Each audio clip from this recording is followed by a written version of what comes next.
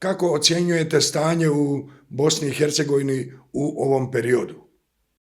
Prije svega hvala vam na pozivu, uvijek mi je drago govoriti za makedonske medije, posebno za vaš medij. Naravno, mi se nalazimo u jednom izuzetno izazovnom periodu, ne samo ovom unutar političkom, unutar Bosne i Hercegovine, već općenito i sami ste svjesni kakav se geopolitički zaokret desio u određenim sferama u svijetu. Sve se to izgleda reflektira i na Bosnu i Hercegovinu, na Zapadni Balkan. Ja ću ovdje koristiti taj geografski termin Zapadni Balkan, jer stvarno od ovih svih procesa koji se događaju u Bosni i Hercegovini teško je odvojiti i Sjevernu Makedoniju, Kosovo i Crnu Goru, pa i Srbiju koja nam često uzrokuje u stvari ovaj jedan nemir i jednu nesigurnost koja nas kontinuirano prati. Vi ste imali priliku vidjeti šta se to sve dešavalo u prethodnom periodu. Naravno, sud je donio takvu odluku koju možemo procijeniti da jeste dobra u kontekstu toga da je pravosuđe ipak pokazalo da je iznad Milorada Dodika. Znači, država je iznad Milorada Dodika, međutim, raspon te kazne i općenito kakva je ona nam ukazuju da se pažljivo promišljalo kako će se ona u stvari objaviti, kako će se donijeti. Znamo da je saradnik blizak Milorada Dodika oslobođen, Milorad Dodik je dobio uvjetnih uslovnih godinu dana koji se mogu faktički otkupiti pred sudom Bosne i Hercegovine za nekih nešto više od 16.000 eura, da vam ne govorim konvertibilnim markama, tako da je to što se te strane tiče jasno. Međutim, ono što je po meni značajnije i što je bitno jeste da je on dobio 6 godina zabrane po prvostepenoj presudi, obavljanja svih političkih dužnosti i to ukoliko se potvrdi na drugoj presudi, znači ako bude pravosnažno, to će biti indicija da ipak imamo se čemu nadati i da Dodik nije nedodirljiv. Naravno, mi smo u stvari ovaj intervju zakazali i povodom te presude u ovom kontekstu koji ste objasnili, ali ja bih prije nego što krenemo u više detalja o presudi i kako će to se odraziti na stanje, na tokove u Bosni i Hercegovini, ja bih ipak da prvo porazgovaramo malo o tome kako Srbija utiče na Bosnu i Hercegovinu ili, pošto ste vi i poznavač prilika u cijelom regionu, kako ocjenjujete politiku Srbije prema susjednim državama, počevši od Bosne i Hercegovine, ali uopšte uzevši i u regionu? Ja sam po vokaciji magistar historija, na doktoratu sam na političkim naukama, bavim se geopolitikom i međunarodnim odnosima, tačnije politologijom. Kao historičar ne mogu se odati tom utisku da se stvari ponavljaju i moram se referirati čak na 19. vijek kada mi imamo djelovanje Srbije koje se gotovo prema Bosni i Hercegovini ne mijenja.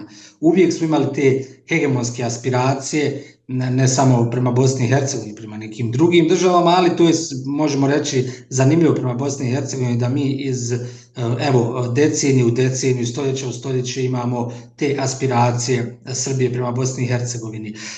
Naravno, srpski svet, agenda koja je ustanovljena, koja je zamijenila tu velikosrpsku ideologiju, poprilično se provodi na terenu. Evo, ja ću se vratiti u kontekstu ovog djelovanja Srbije samo na situaciju vezanu za Svesrpski sabor, tih 49 tačaka koje su veoma opasne, ne samo za Bosnu i Hercegovinu, nego za cjelokupan region. Tu se ne odustaje od hegemonije Srbije, tu se ne odustaje od toga da Srbija želi biti, mogu reći, taj hegemon broj jedan i jedini na ovom području prema kojem će se svi ponašati onako kako u stvari zvanični Beograd želi, a što nije u praksi moguće. Mi živimo u pluralnom, demokratskom društvu i moramo se prema tome i prema jednim drugima okretati.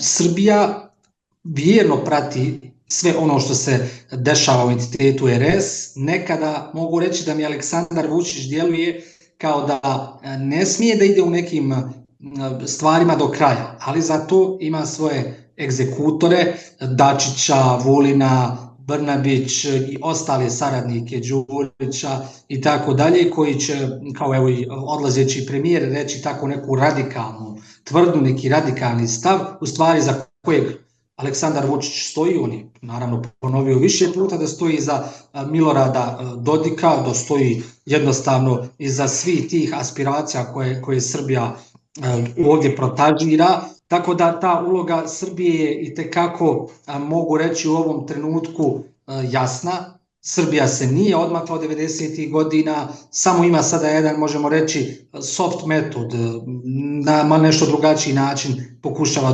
to učiniti. Sama činjenica da Aleksandar Vučić, pored sopstvenih problema unutar Srbije, puno pronalazi vremena za ono što se dešava u Bosni i Hercegovini, čak saziva, to ne smijemo zaboraviti, moramo reći, saziva sjednicu bezbjednosti, nacionalne bezbjednosti, znači trebao bi da se ta sjednica i ti ljudi koji su sastavni dio te sjednice trebali bi se baviti unutrašnjim pitanjima Srbije, a ne vanjski, ne zadirati u pitanja Bosne i Hercegovine. I to je uloga, znači, današnje Srbije, destabilizirati okruženje i po mogućnosti, ukoliko se to ukaže situacija i geopolitički se učini mogućem, da napravi određeni haos i promijeni paradigmu djelovanja i življenja na ovim područjima. Ovo što sada govorite me navodi na pitanje u vezi sa procesima za suočavanje s prošlošću. I kao historičar i kao politički analitičar, da li ima, možete li nam reći da li ima ikakvih izgleda, mada od toga što ste do sada rekli, mislim da je jasan odgovor, ali ipak ima li izgleda ikakvih da se proces za suočavanje s prošlošću ikada pokrene s mrtve tačke na Balkanu, evo na Zapadnom Balkanu, mada takvih pokušaja i procesa otvorenih ima, ali znate na koju zemlju najviše mislim. Koje su vaše ocjene u ovom kontekstu? Kako i na koji način i da li uopće zapadno-balkanske države rade na planu da otvore i vode te procese za suočavanje s prošlošću? Pa ja sam to nekada istakao tokom jednog od svojih obraćanja na međunarodnim konferencijama, šta je u stvari ključ saradnje na Zapadnom Balkanu. Ključ saradnje je da se doživi katarza. Jer mi se često pozivamo kada govorimo o saradnji na Zapadnom Balkanu i kažemo primjer Evropske unije. Pa moguće da se sarađuje, moguće, evo Francuska i Njemačka jedni drugima su pobili toliko ljudi, na kraju su sjeli za stol i dogovorili su ekonomsku zajednicu koja je prelazila Evropsku uniju i sada su to dvije najjače ekonomije Evropske unije. To je činjenica. Međutim, imali smo jednog Vilija Brandta u Njemačkoj koji je pokazao u stvari kako se može ići naprijed. Imali smo drugi neke političare širom Evrope koji su pokazali na koji način se poštuje drugi i uvažava drugi. Srbija bi htjela da razgovara sa Bosnom i Hercegovinom u nekim nefer uslovima, da mi prihvatimo sve ono što oni žele i da mi šutimo, da se smatramo nekom samo vjerskom zajednicom, što je tokom tog perioda komunizma bilo poprilično aktuelno, da se zadovoljimo tim statusom vjerske zajednice, a u nacionalnom političkom smislu da nemamo neka prava. Dok Srbija ne doživi katarzu, dok se ne suoči sa počinjenim genocidom, sa ratom protiv Bosne i Hercegovine, sa zločinima koje su počinili širom Kosova, evo Rečanje, ostala neka područja su činjenice. Pa evo, ako se vratimo samo i na taj rat na Kosovu, pa uzor je poslužila zbog čega su ljudi iz međunarodne zajednice i NATO, zbog čega su reagirali i bombardovali Srbiju. Ne zato što mrze Srbiju i zato što im je Srbija neprijatelj, nego zato što je prijetilo da se desi Kosovu ono što se desilo Srebrenici, znači genocid. Jedan od zločina koji se desio, evo spomenuo sam ga, bio je uzrok te reakcije. Srbija ne želi da se suoči sa tim stvarima. Ja ću navesti ovdje primjer Crne Gore i Bosne i Hercegovine. Iako odnosi uvijek mogu biti bolji, mogu se produbljivati, ali evo mi u ovom trenutku imamo u regionu poprilično dobre odnose sa Crnom Gorom i država Bosne i Hercegovine, Crna Gora nastoji uprkos ovim svim destrukcijama koje se dešavaju od strane srpskog svijeta i u Crnoj Gori od 2020. godine do danas, pa možda i ranije od 2016. godine kada je pokušan izvršen u stvari pokušaj državnog udara u Crnoj Gori, ali ipak mi uspijevamo da se povežemo, da sarađujemo, zato što je Crna Gora poprilično doživjela katarzu i određeni političari koji su relevantni, koji su bili tada u prvom planu, koji su se pitali za nešto, ponudili su ruku pomirenja. Iz Srbije mi nikada nismo imali tu ruku pomirenja, osim demagogije Aleksandra Vučića, Tomislava Nikolića, Koštunice i svih onih koji su poprilično kontinuirano se nefer odnosili prema Bosni i Hercegovini. Možda sam produžio s ovim pitanjem, ali stvarno... Ne, uopće, kada ste već pomenuli srpske lidere, da li je možda ovaj proces i ova pitanja su možda bili otvoreni ili moguće je bilo, da li je bilo moguće da se o tim pitanjima razgovara u doba Zorana Đinđića? Kako ocjenjujete možda njegovu pojavu ovako gledajući unatrag? Znate kako? Mi ako pogledamo od završetka rata protiv Bosne i Hercegovine, završetka agresije od 1995. godine do danas, ključni moment se dogodio 1996. ako se ne varam, kada su uspostavljeni diplomatski odnosi između tadašnje Savezne Republike Jugoslavije i Bosne i Hercegovine. Imali smo potpis 4. oktobra u Parizu, tada između Alije Izetbegovića i Slobodana Miloševića o normalizaciji tih odnosa, gdje mi nastavljamo živjeti kao dvije nezavisne države koje će sarađivati koliko god je to moguće. U tom sporazumu, referiram se na taj sporazum koji se može pronaći u arhivima i u dokumentima različitim predsjedništva Bosne i Hercegovine, se spominje da će Savezna Republika Jugoslavija poštovati Bosnu i Hercegovinu, njen kontinuitet državnički, međutim, mi to od tog dana kada se potpisalo nismo dobili. Znate zbog čega? Imali smo tu situaciju da se sa otvaranjem ambasadi Bosne i Hercegovine u Beogradu čekalo puno godina.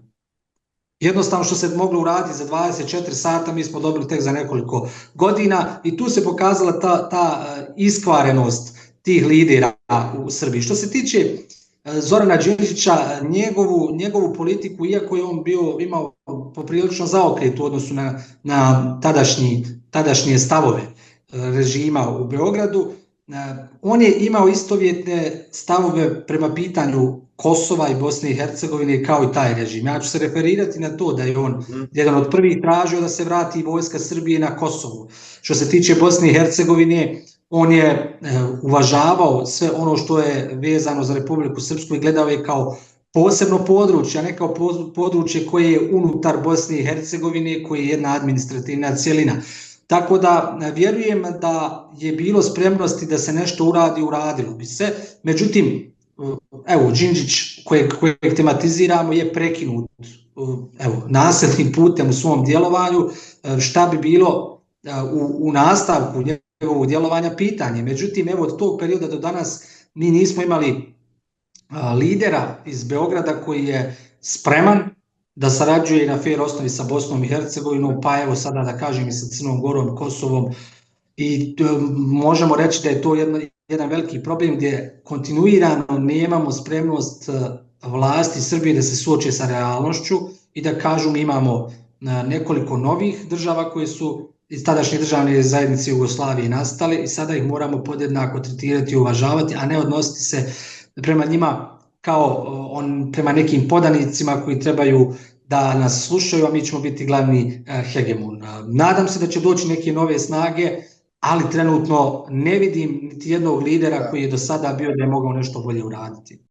Da li, evo, mada već ste mi odgovorili, ali da još jednom potvrdimo, da li ima nekog entiteta društvenog, nevladinog, vladinog, medijskog, akademskog, bilo kakvog koji se može vezati za pitanja suočavanja s prošlošću u Srbiji? Svakako da ima, naravno da ima. To jeste jedna tiha manjina koja ne može da dođe do izražaja zbog aktuelnog režima, međutim ti ljudi postoje.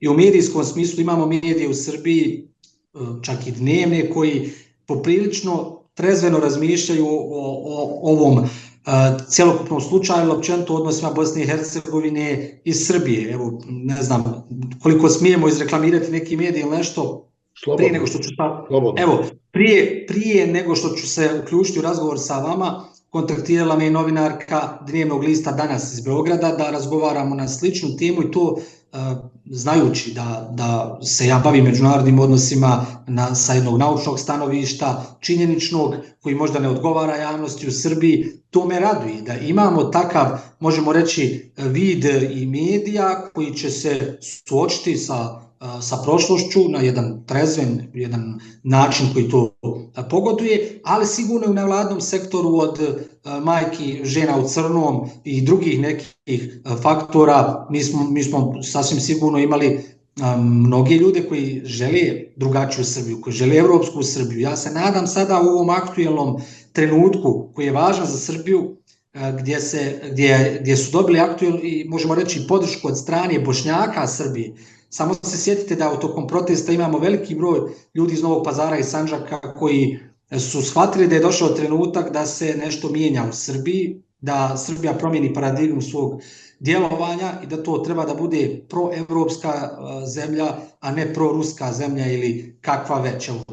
Pregovarač za Evropsku uniju, između Srbije i Evropske unije, Picula, ako sam dobro izgovorio njegovo prezime, je također postavio jedno hipotetičko pitanje da li je Srbija uopšte proevropska država u ovom trenutku. Jer ukoliko vi gušite medije, ukoliko pravite probleme svojim komšijama, možda je to evropski iz pogleda Budimpešti, ali iz pogleda Brisela sasvim sigurno nije.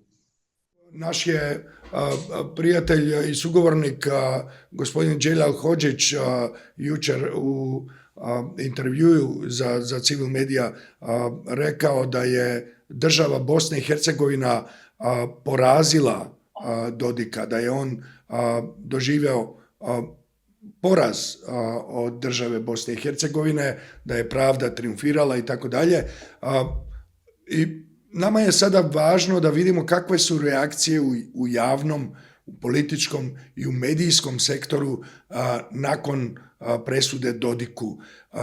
Kao što znamo, još 3, 4, 5 dana prije same presude on je održao jednu izvanredno dugačku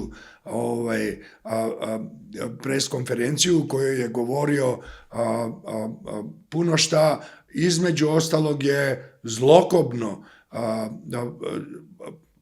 pozvao da se vojska Republike Srpske, ta ozloglašena paravojna formacija koja je odgovorna za genocid i za izuzetno visoki broj ratnih zločina,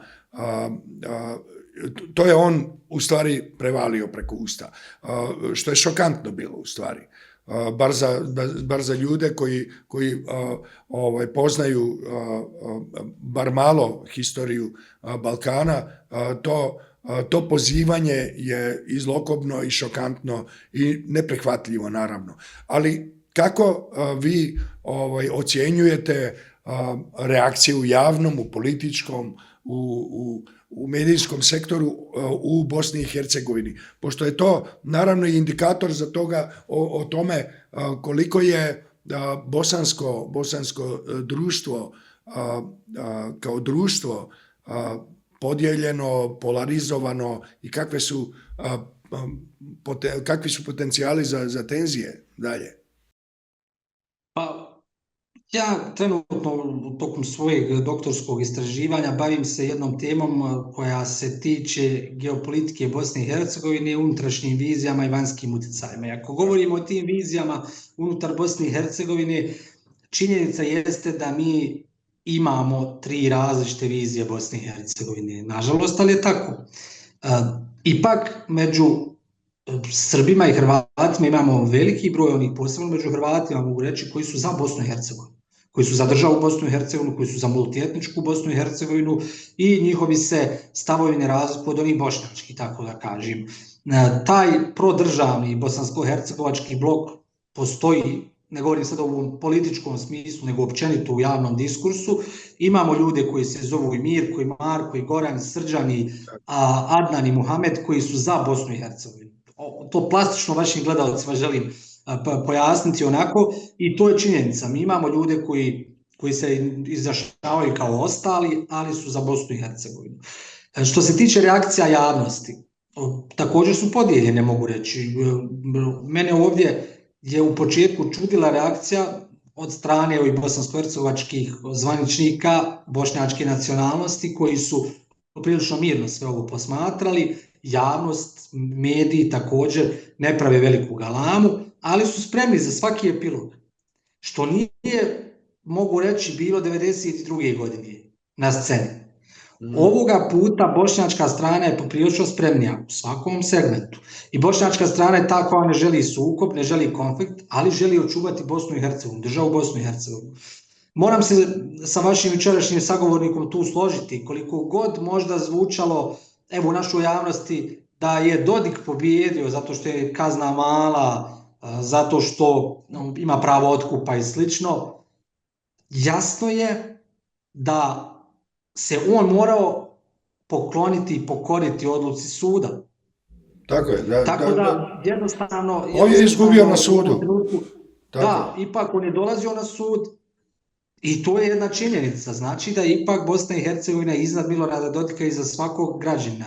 Država je iznad svih nas i mi imamo određenje sudska, izvršna i zakonodavna vlast. To su demokratska načela koja poštujemo i trebamo se njima povinovati ukoliko želimo te inkluzivne institucije koje nam omogućavaju prosperitet. Vi, ako se referiram na jednu knjigu Zašto narodi propadaju, koju su kreirali Acimoglu i Robinson, Nobelovci, tu se u stvari navode primjeri kako ove neke institucije koje nemaju inkluzivni karakter, kako dovode do sloma države. Pa se tu navode primjeri kako samo neke zemlje koje su udaljene po par kilometara granično imaju skroz drugačiju prizmu pogleda i djelovanja. Evo, ja bih to rekao, unutar RS-a vi imate desetine hiljada ljudi koji svakodnevno dolaze u entitet federaciju na posao. Ekonomski federacija je dosta superiornija. I to je njima jasno. Jasno je ukoliko žele da napuste institucije, da će ih neko drugi zamijeniti. Mi evo trenutno unutar opozicije u RS-u, to je malo paradoksalno da SDS koji je započeo rat, sada je trezvenio Dodika. Imaju veliku je doživio promjenu. Tako da i tu imate ljudi koji bi veoma lako zamijenili Milorada Dodika, jer Miloradu Dodiku je dobro došlo što se on sudi zbog ovog slučaja gdje on može ispasti pod navodnicima neki nacionalni heroj. A daleko veća djela mu se stavljaju na teret od strane opozicije u RS-u, za koji bi trebalo odgovarati po njihovom mišljenju. Tako da ovdje imamo... Koja su druga djela za koja... Naravno. Da. Tu nisam se referirao na to hrvatsko poimanje ovog problema. Da. To treba da zabrinje. Znamo da su Hrvati zajedno i sa Bošnjacima i sa Srbima gradili Bosnu i Hercegovinu kroz stoljeća. Zna se da je hrvatska podrška tadašnjeg HDZ-a nezavisnosti Bosne i Hercegovine bila poprilično važna. Evo, mi obilježavamo ovih dana nezavisnost Bosne i Hercegovine i ne smije se tu zaboraviti uloga Hrvata koja je bila veoma pozitivna, pa čak i katoličke crkve. Međutim, današnja politika HDZ-a poprilično je naklonjena Miloradu Dodiku, poprilično je naklonjena Vučiću, ja bih rekao u konačnici i Putinu. Zato što su, evo, kroz historiju, ja sam se referirao malo pre 19. stoljeća do danas bile similarne te aspiracije hrvatskog i srpskog korpusa, tačnije Hrvatske i Srbije prema Bosni i Hercegovini. Evo, da ne idemo daleko u prošlost, u period Drugog svjetskog rata ili nekad dalje, ja ću se samo referirati na posljednji rat, kada je Tuđman, predsjednik Hrvatske, na nekim salvetama crtao granice Bosne i Hercegovine, kada su zajedno lider hrvatskih separatista Boban i lider srpskih separatista Karadžić dijelili Bosnu na zajedničkim sastancima. Da li su oni osjetili u ovom trenutku taj pogodan trenutak da opet djeluju? Zajedno pitanje. Međutim, aktuelni predsjednik Republike Hrvatske, Zoran Milanović, otežava odnose između Bosne i Hercegovine i Hrvatske. Mi smo posebno opredjeljeni da imamo dobre odnose sa Hrvatskom. U prošlosti su Bosna i Hercegovina znali. To se referiram na ono kada ste mi pitali za Đinđića. Imali smo Josipovića, Mesića i neke predsjednike koji su odveli korak naprijed i Hrvatsku i Bosnu i Hercegovinu u kontekstu odnosa, međutim to se do kraja nije uradilo, jer su Grabar-Kitarović, pa sada Milanović, sve ono što se dobro uradilo, srušili. Zato što podržavaju neke rigidne politike unutar Bosne i Hercegovine. Ja kažem, ja sam lično, svi su ovdje u Bosni i Hercegovini, mogu reći za Bošnjake, intelektualnu elitu i općenito, svi su za saradnju, svi su za regionalnu saradnju, za jednu saradnju od koje ćemo imati svi, kako mi kažemo, žargonski hajra i nekog produkta, ali pod nekim fair uslovima. Ja kažem, evo, Bosna i Hercegovina, Crna Gora, Kosovo, Sjeverna Makedonija su države koje mogu fantastično sarađivati. Zbog čega? Jer nemaju neka otvorena pitanja koje bi ih opterećivali. Dok se ne riješe ta otvorena pitanja između Bosne i Hercegovine, Srbije i Hrvatske, mi nećemo ići korak dalje i to je, mogu reći, sve do Zagreba i Beograda u ovom trenutku, jer trenutno imamo jednu spregu između Zagreba i Beograda na uštrb Bosne i Hercegovine. Da, to su izuzetno bitna razmatranja o suštini odnosa i stvarno ste to dobro opisali, posebno za našu publiku koja je upoznata, ali ne dovoljno sa ovim tokovima i ovim procesima i posebno zato što mediji koji dolaze iz Srbije, koji su ovdje prisutni, su jako dominantni, jako uticajni i dobro je da ove fakte, da ova razmatranja imamo i u našem eteru. Da pređemo na malo globalnija pitanja, na malo šira pitanja, a to je pojava novog američkog predsjednika Donalda Trumpa, koji svako malo, da ne kažem svaki dan, šokira svijet s nekom novom odlukom ili izjavom. Kako gledate na politiku novog predsjednika gospodina Trumpa i kako mislite da će njegova politika uticati na Bosnu i Hercegovinu i naravno i u regiju i kakve su perspektive uopće Balkana u tom kontekstu, zapadnog Balkana u tom kontekstu? U kontekstu američke vanjske politike moraju se uzeti neke predispozicije, da je naravno Americi uvijek American first polazišna tačka. I kada pogledamo različite doktrine i teoretičare međunarodnih odnosa, poput Mearshimera, Kissingera i drugih koji tematiziraju svojim dijelima tu vanjsku politiku i vanjsku strategiju Sjedinjenih Američkih Država, moći ćemo se vratiti na isto da je američki interes broj 1. Ja bih rekao da je Dejtonski mirovni sporazum, koji je u stvari produkt te američke politike, interes svake administracije. Jer ukoliko bi se Dayton ispostavio neadekvatnim, onda bi to značilo da američka rješenja nisu adekvatna. I sigurno je da to neko u pozadini ima na znanje da bi jednostavno to moglo biti opasno. Trumpu uopće ne smeta da kaže da su prošla pitanja katastrofalna i da on najbolje zna i da najviše zna.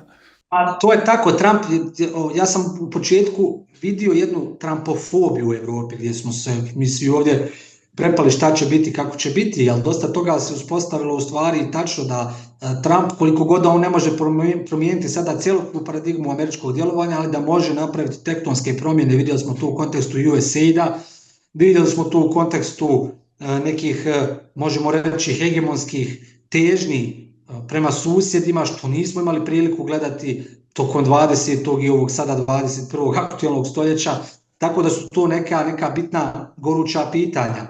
Pa ova aktualna politika koju provodi Trump može donijeti promjene, naravno, to je jasno, i Trump ima jasne saveznike unutar Evropske unije koju on najviše napada, to je Orban, koji veoma ima oprečne stavove u odnosu na Brisel i djeluje poput neke opozicije. To nije samo slučaj sada, to je slučaj i prethodnih nekoliko godina. Evo i u makedonskom slučaju, ako se sjetimo gdje je čovjek kojeg su potraživale makedonske vlasti zbog korupcije, zbog afera, gdje je završio i u Budimpešti. Makedonija je bila tada ugrožena, sada je od Mađarske izgleda Bosna i Hercegovina ugrožena, jer znamo koliko Dodik puta odlazi u Budimpeštu, koliko odlazi u Beograd na susrete sa Orbanom i koliko je puta već dobio određene zajmove i podsticaje u finansijskom smislu od režima u Budimpešti. Čak možda vam je promakla ta informacija, dan prije presude određeni broj specijalaca mađarskih je ušao u Bosnu i Hercegovinu. To je veoma bilo pod izgovorom da su došli da treniraju policijske snage. Zbog čega u ovom trenutku Mađarska želi pokazati da u ovom regionu nastoji biti geopolitički faktor. Da, to sam vas htio pitati, kako je na to reagirala oficijalni Sarajevo, kako je reagirao? Pa nekako je to bilo tiho, možemo reći. Ministar vanjskih poslova je kasnije objavio da je sve bilo proceduralno ispravno, te da su oni zahtijevali da dođu sa nekim naoružanjem kako bi mogli trenirati, da im to nije dozvoljeno. I tu je država pokazala svoju moć ili snagu. Međutim, mi znamo da je Mađar bio i šef kontingenta EUFOR-a u Bosni i Hercegovini, da se Mađarska interesira za Bosnu i Hercegovinu, da nas čak i Bosnu i Hercegovinu i Mađarsku dijeli zajednička historija. Tako da ona će željeti ovdje da ima određeni utjecaj. Međutim, zbog čega samo sa jednom stranom? Zbog čega samo sarađivati sa Srbima? To je taj utjecaj Vučića. Vučić i Orban imaju fenomenalne odnose koji se reflektiraju i na Bosnu i Hercegovinu na način na koji to Vučić želi. Tako da svi se oni pouzdaju, evo 2017. pa nadalje Dodik i Orban imaju bolju saradnju, Orban ima dobru saradnju sa Trumpom i to je nešto na šta računa rigidni separatistički režim u Banja Luci, ali i u Beogradu. Da li će se to ostvariti, teško je prognozirati, međutim jasno je da jutros imamo reakciju State Departmenta koji je pozdravio presudu u kontekstu Milorada Dodika, imamo i evropske zvaničnike, parlamentarce koji su pozdravili također ovu odluku, koji su rekli da su i oni više puta pozivali na sankcije Milorada Dodika, ali se često Mađarska tu znala spriječiti na tom putu. Gospodine Lisica, vi ste bili učesnik na međunarodnoj konferenciji u Skopju prošlog decembra, gdje ste u svom, između ostalog, u svom izlaganju rekli da EU ne pruža podršku Bosni u ovom ključnom periodu i da je potrebna čvrsta odluka Europske unije u politici proširenja, ako sam vas dobro citirao. Pa u tom smislu, u tom kontekstu, koje su perspektive u novim okolnostima sada sa Trumpom, sa Europom koja je, da tako kažemo, neodlučna, bar u pogledu Europske unije. Koje su naše perspektive u tom pogledu? Da li ćemo mi se naći u situaciji da tonemo u autoritarnim tendencijama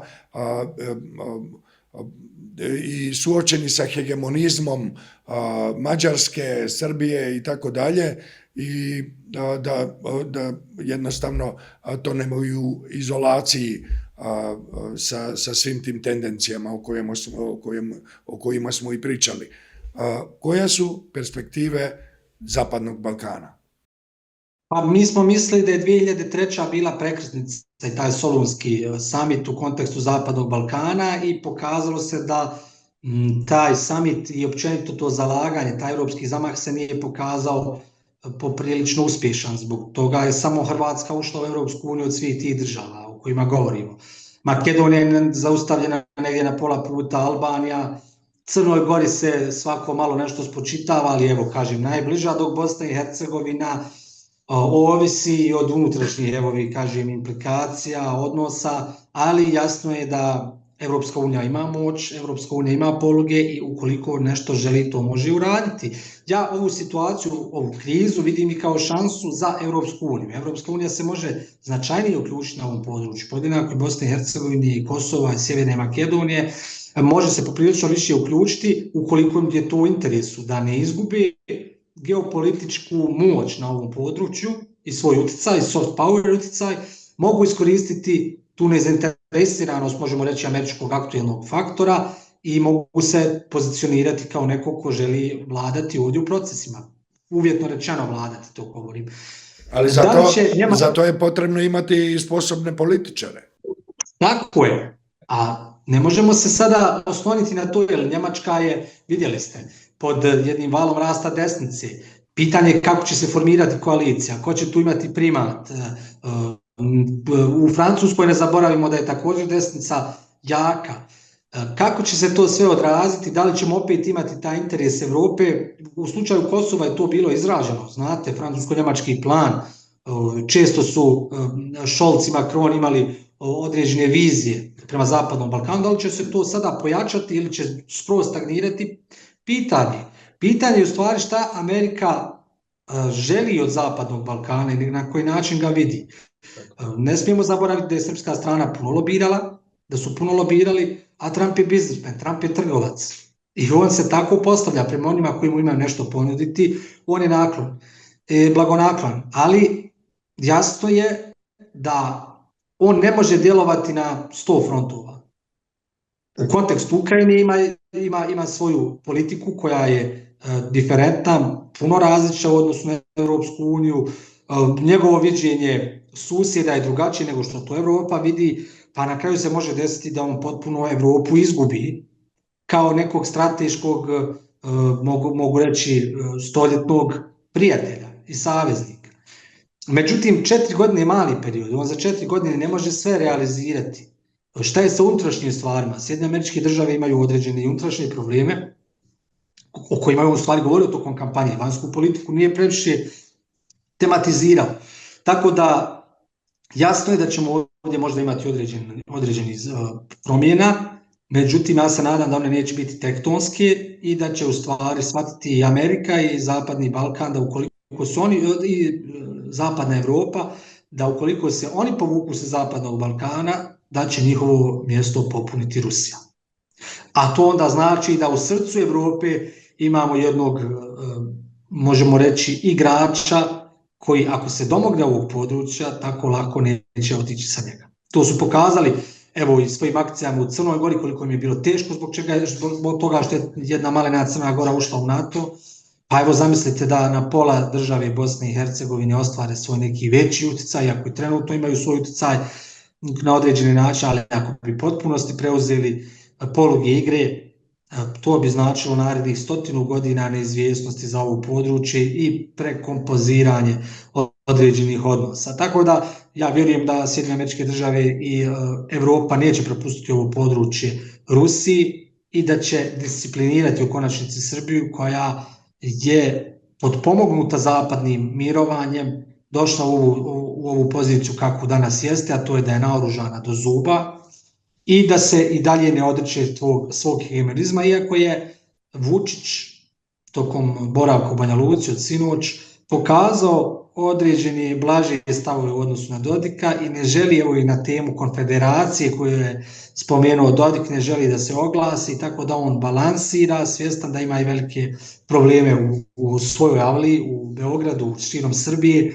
koja je opterećena već mjesecima velikim protestima za koje mislim iskreno da će polučiti neke pozitivne promjene unutar Srbije, a da će se to reflektirati na ostatak Zapadnog Balkana. Sada kada će biti trenutak da se to desi, da li je to za nekoliko mjeseci ili godinu, dvije, ali ja vjerujem da će ozbiljne promjene zadesiti Srbiju. Vaša razmišljanja o Srbiji i o tome što možemo očekivati nakon ovih protesta su sigurno zanimljiva i možda bi trebalo to da sačuvamo za sljedeću priliku kada će se epilog pojaviti na horizontu, mada se još i sada može razabrati. Možemo li zaključiti naš razgovor sa pitanjem, rekli bi, jedno od najvažnijih pitanja u svijetu, a to je ruska agresija protiv Ukrajine. U ovim kontekstima globalnim, koje su, i naravno sa ovim ponašanjem Trumpa prema ovom ratu i sa njegovim približavanjem Putinu. Koje su perspektive Ukrajine i njene borbe za oslobođenje? Šta kažu vaše analize ovog rata, agresije koji vodi Putin? Ja sam još prije godinu dana izašao sa jednom tezom, sa jednim stavom koji možda u tom trenutku je djelovao čudno, jeste da Ukrajinu kako smo imali u kontekstu njene teritorijalne cjeline više nećemo imati. To je činjenica. Da je to tako i da će to biti tako pokazalo nam je ovo savjetovanje u Rijadu koje se održavalo na relaciji Sjedinjenih Američkih Država i Rusija bez Ukrajine. I što je, možemo reći, veoma zanimljivo u kontekstu svih ovih dosadašnjih stvari koje su vezane za Ukrajinu, jeste da aktuelna administracija potpuno suprotno posmatra ukrajinsko pitanje, što je najveći zaokret. I gdje oni u stvari optužuju Zelenskog, predsjednika Ukrajine, za određene afere, za korupciju i slično. To je ona, možemo reći, ustaljena mantra kada se neko želi diskreditirati, i najavljuju mu da on mora za sto. On je izbjegavao sjesti za sto, sjetit ćete se, prošle godine ili slično. Vjerovao je da će uz pomoć Zapada pobijediti Rusiju. Činjenica je takva da preko 20% je pod okupacijom teritorije Ukrajine od strane Rusije, da imamo Krim koji od 2014. godine nije pod kontrolom Kijeva, te da sada će Rusija pokušati iskoristiti ovaj mogući trenutak. Naravno, šta god da se desi u konačnici, Rusija će reći da je ona izvršila tu svoju, pod navodnicima, specijalnu operaciju, stvar svoju agresiju, da je uspješno završila. Međutim, njima je bitno da imaju određenu tampon zonu na teritoriji Ukrajine. Sada, kako će se to riješiti? Da li ćemo imati neku novu Republiku Srpsku koja će biti gora od ove koju imamo u Bosni i Hercegovini, ili će se sjediniti ti dijelovi Ukrajine, Rusiji, ili treća neka opcija koja će uključivati međunarodne snage na tom području? Pitanje, ali Ukrajina, nažalost, kao i Bosna i Hercegovina, što je se to desilo, je pomalo ostavljena u ključnim trenucima od onih saveznika koji su je pomagali. Naravno, dosta je veća pomoć bila Ukrajini nego Bosni i Hercegovini, to je neuporedivo i za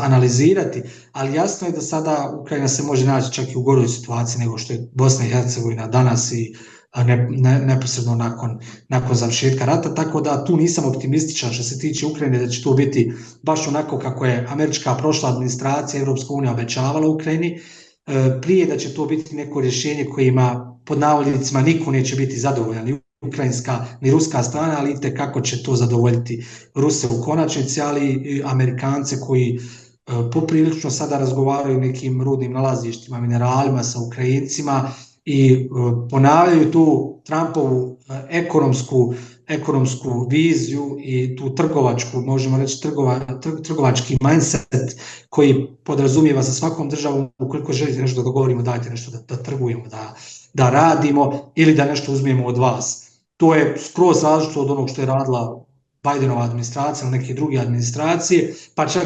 u kontekstu prvog Trumpovog mandata mi na početku već vidimo sada da je on potpuno drugačiji u ovom mandatu i da pravi radikalne poteze. Sada koliko će on moći sve to da isprati, na koliko frontova, pitanje, ali u kontekstu Ukrajine mislim da je pred Ukrajinom jedna neizvjesnost i da će oni morati potpisati mir kojim neće biti zadovoljni u konačnici. Ovo govorite i nakon